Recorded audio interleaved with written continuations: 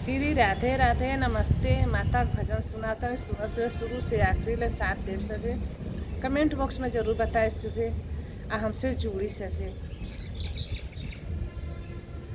सिर पर सवार मैया घूमेली नगरिया हो गंवार लोगवाना माई के कदर न जान हो गंवार लोगवाना माई के कदर न जान हो गंवार लोगवाना जानला सीत जानला सी कोहरा के बेटा हुआ हो काला सवाली लेना आइल माई के चौरवा हो काला सवाली लेना आइल माई के चौरवा हो काला सवाली लेना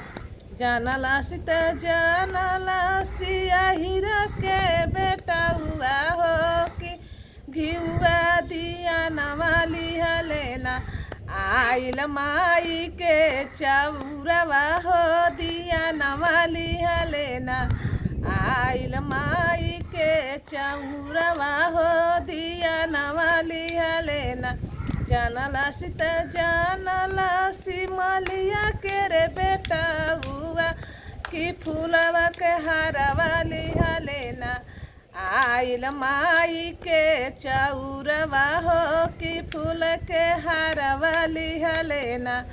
आइल माई के चौरवा हो कि फूल के हारवाली लेना सिर पर सवार मैया घूमेली नगरिया हो गंवार लोगवाना माई के मार में न जानन हो गंवार लोगवाना माई के कदर न जानन हो गंवार लोगवाना जानला सीत जानला सी